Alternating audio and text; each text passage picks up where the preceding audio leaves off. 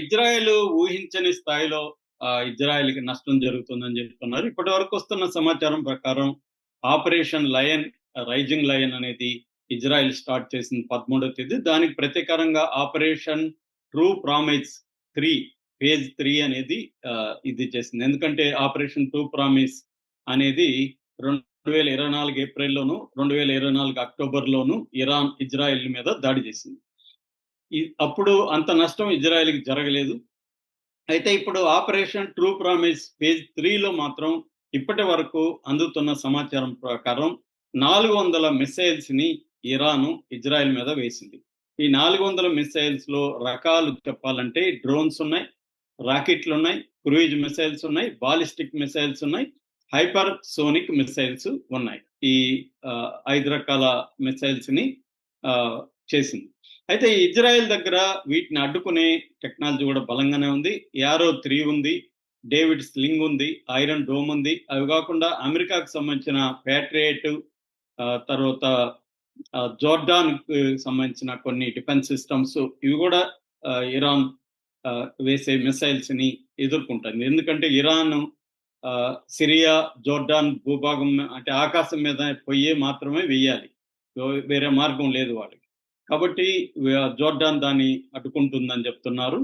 So అయినప్పటికీ ఈ అన్ని రకాల డిఫెన్స్ సిస్టమ్ ని బ్రేక్ చేసుకొని కొన్ని మిసైల్స్ అయితే పడుతున్నాయి. మొదట్లో ఈ ఇజ్రాయెల్ మిసైల్స్ 90 అంటే ఇంటర్సెప్టింగ్ డిఫెన్స్ సిస్టమ్ 90% సక్సెస్ రేట్ ఉంటే అది రాను రాను 60% పడిపోయిందని చెప్తున్నారు. అంటే ఇరాను ఆ డిఫెన్స్ సిస్టమ్ ని బ్రేక్ చేయగలిగింది.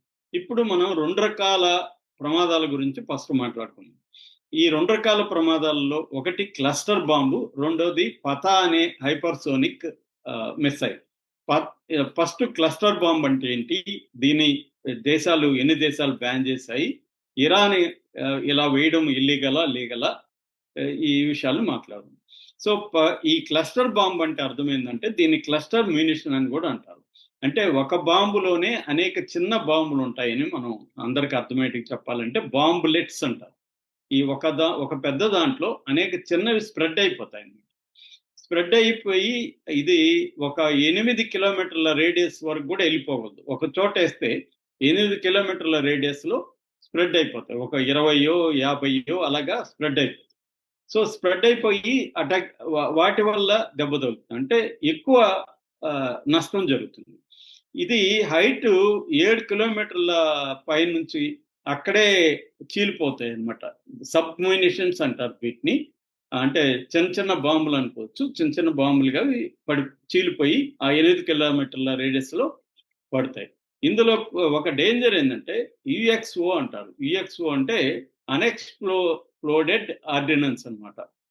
అంటే కొన్ని అప్పటికప్పుడు ఎక్స్ప్లోడ్ కావు, వాటి మీద ఏదైనా ప్రెజర్ పడినప్పుడే ఎక్స్ప్లోడ్ అవుతుంది. వాటి మీద మనుషులు, జంతువులు కాలేయడమో లేకపోతే తాకడమో పట్టుకున్నప్పుడు అది బ్లో అవుతుంది. అది ఎక్కడెక్కడ పడ్డాయో కూడా తెలియదు.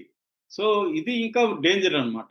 వాళ్ళ పిల్లలు అది ఏమైనా వస్తువు అనుకొని పట్టుకోవచ్చు, అట్లా అది అక్కడ ఉండిపోతుంది. అంటే ఒక రకమైన ల్యాండ్ మైన్స్ లాగా ఉండిపోతాయి అనమాట. ఇది మరింత డేంజర్ అనమాట.